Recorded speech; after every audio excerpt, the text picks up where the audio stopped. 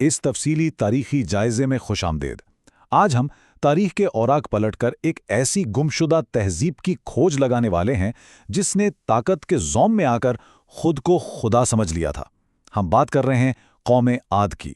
دیکھیں، بحیثیت ایک مورخ جب ہم ان قدیم تاریخی حوالوں کو کھنگالتے ہیں نا، تو یہ محض کوئی پرانی دیوملاری کہانی نہیں لگتی، بلکہ یہ مطلق طاقت، بے پناہ غرور اور اس کے نتیجے میں ملنے والے ہولناک زوال کی ایک عبرتناک داستان ہے۔ تو چلیے سیدھا اس کہانی کی گہرائی میں اترتے ہیں اور دیکھتے ہیں کہ کیسے ایک عظیم تہذیب نے اپنے ہی ہاتھوں اپنی تباہی کا جال بنا۔ لیکن آگے بڑھنے سے پہلے ذرا اس ایک بنیادی اور گہرے سوال پر غور کریں۔ کیا انسان کی فانی دولت واقعی ابدیت کو، یعنی ہمیشہ کی زندگی کو، خرید سکتی ہے؟ ہماری آج کی اس پوری تاریخی تحقیق کا مرکز دراصل یہی ایک سوال ہے، کیونکہ قوم عاد کے ایک حد درجے مغرور بادشاہ نے بالکل یہی سوچا تھا۔ اس نے اس سوال کا جواب تلاش کرنے کے لیے براہ راست موت اور فطرت کے خلاف ہی اعلان جنگ کر دیا تھا۔ اس کا ماننا تھا کہ لامحدود وسائل اور دولت کے بلبوتے پر وہ موت کو بھی مات دے سکتا ہے۔ باب نمبر 1، قوم عاد کا عروج۔ اس واقعے کی سنگینی کو سمجھنے کے لیے ہمیں ذرا اس کے تاریخی پس منظر میں جانا ہوگا۔ قوم عاد اپنے دور کی سب سے طاقتور اور قداور قوم مانی جاتی تھی۔ ان کی جسمانی قوت کے قصے تو غیر معمولی تھے۔ اس قوم کی قیادت جن دو بھائیوں کے پاس آئی، ان کے نام تھے بادشاہ شدید اور بادشاہ شداد۔ ان دونوں نے اپنی بے پناہ عسکری طاقت کے زور پر پوری معلوم دنیا پر اپنا تسلط قائم کر لیا۔ اب ذرا اس حیران کن ہندے پر غور کریں۔ 260، جی ہاں، شداد کے عروج کے وقت روئے زمین پر موجود 260 چھوٹے بڑے بادشاہ باقاعدہ اس کے زیر فرمان تھے۔ وہ اپنے علاقوں کے حاکم تو ضرور تھے، لیکن شداد کے دربار میں ان کی حیثیت عام غلاموں سے زیادہ کچھ نہیں تھی۔ اس سے آپ اندازہ لگا سکتے ہیں کہ اس کی سلطنت کرۂ ارض کے ہر آباد حصے تک پھیلی ہوئی تھی۔ مجال ہے جو کوئی اس کے حکم کی خلاف ورزی کر سکے۔ اور اگر ہم ان کی طاقت کے دورانیہ کی بات کریں تو وہ عام انسانی عقل کے لیے واقعی ناقابل فہم ہے۔ بادشاہ شداد نے 700 سال سے بھی زیادہ عرصے تک حکمرانی کی، اور شداد کی اپنی عمر وہ 900 سال سے تجاوز کر گئی تھی۔ لیکن سب سے خوفناک بات کیا ہے؟ اس کا وہ تعمیراتی منصوبہ جسے آج ہم باغ ارم کے نام سے جانتے ہیں۔ صرف اس ایک باغ کو مکمل ہونے میں 300 سے 500 سال کا عرصہ لگا۔ ذرا تصور کریں، یہ کئی نسلوں پر محیط ایک ایسا دیوانہ وار جنون تھا جس نے وقت کے پیمانوں کو ہی بدل کر رکھ دیا تھا۔ باب نمبر 2، جھوٹی ابدیت کا خواب۔ ہوتا کیا ہے کہ جب انسان کے پاس حد سے زیادہ طاقت آ جائے نا، تو وہ خود کو خدا سمجھنے لگتا ہے۔ اسی بے لگام اقتدار نے ایک نظریاتی تصادم کو جنم دیا۔ شداد کے اسی غرور کو توڑنے کے لیے اللہ کے نبی حضرت ہود علیہ السلام اس کے پاس تشریف لائے۔ اب یہاں ایک بہت واضح فرق تھا۔ ایک طرف حضرت ہود علیہ السلام کا پیش کردہ سچا وعدہ تھا، ایک اندیکھی روحانی جنت جو انسان کو عاجزی کے بدلے میں ملتی ہے، اور دوسری طرف شداد کا تکبر تھا۔ اس کا یہ باطل دعویٰ تھا کہ وہ اسی زمین پر اپنی دولت کے زور پر ایک ایسی مادی جنت کھڑی کرے گا جو لوگوں کو آسمانی جنت ہی بھلا دے گی۔ یعنی اس نے روحانی سچائی کو ٹھکرا کر اپنی انا کا مینار کھڑا کرنے کی ٹھان لی تھی۔ باب نمبر 3، اس زمینی جنت کی تعمیر۔ شداد نے اس مادی جنت کو بنانے کے لیے یمن کے علاقے عدن کا انتخاب کیا۔ ایک مورخ کی حیثیت سے جب میں اس منصوبے کی تفصیلات دیکھتا ہوں تو واقعی عقل دنگ رہ جاتی ہے۔ یہ کوئی عام پروجیکٹ نہیں تھا، بلکہ فطرت کو اپنے قابو میں کرنے کی ایک ہولناک کوشش تھی۔ ذرا اعداد و شمار دیکھیں۔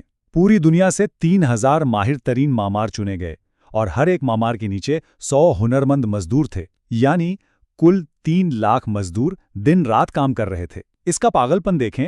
اس نے حکم دیا کہ عام مٹی ہٹاؤ اور اس کی جگہ زعفران، مشک اور عنبر بچھاؤ۔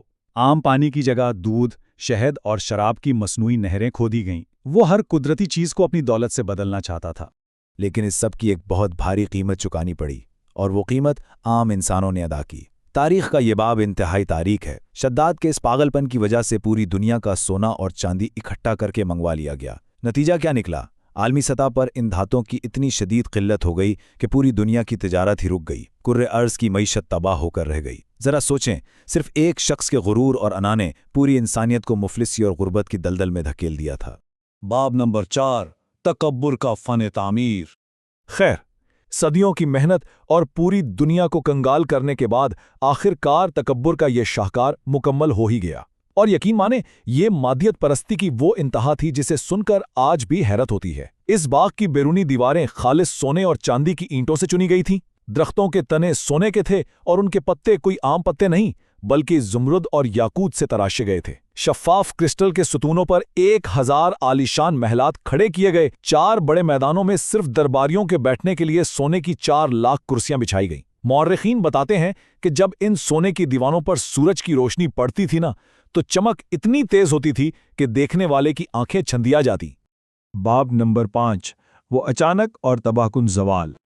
तो बिलाखिर वो दिन आ ही गया जिसका शद्दाद को पिछली कई सदियों से बेसब्री से इंतजार था। बाग़े इरम बिल्कुल तैयार था। बादशाह शद्दाद अपने लाखों के लश्कर और वज़रा के साथ एक इंतहाई पुरशको मार्च करते हुए अपनी इस नाम निहाद जन्नत की तरफ रवाना हुआ। उसे लगा कि बस अब वो हमेशा के लिए इस जन्नत में रहेगा। मगर बिल्कुल इसी मकाम पर तारीख का रुख अचानक पलट जाता है। शद्दाद का लश्कर अरम के दरवाजे पर रुकता है। वहां बादशाह की नज़र एक अजनबी पर पड़ती है, एक ऐसा शख्स जिसकी सर्द आंखें उसका रास्ता रोके खड़ी थीं। जब बादशाह ने पूछा कि तुम कौन हो, तो इस अजनबी ने जो जवाब दिया उसने शद्दाद के होश उड़ा दिए। वो कोई इंसान नहीं था, वो इज़राइल था, मौत का फरिश्ता। मुतलक दुनियावी ताकत का सामना अब बराह रास्त इलाही और अटल हकीकत से हो चुका था। मौत के फरिश्ते को सामने देखते ही इस मगरूर शख्स की सारी अकड़ हवा हो गई, जिसने कभी खुद को खुदा कहलवाया था। उसका यह आखिरी जुमला उसकी मुकम्मल बेबसी की गवाही देता है।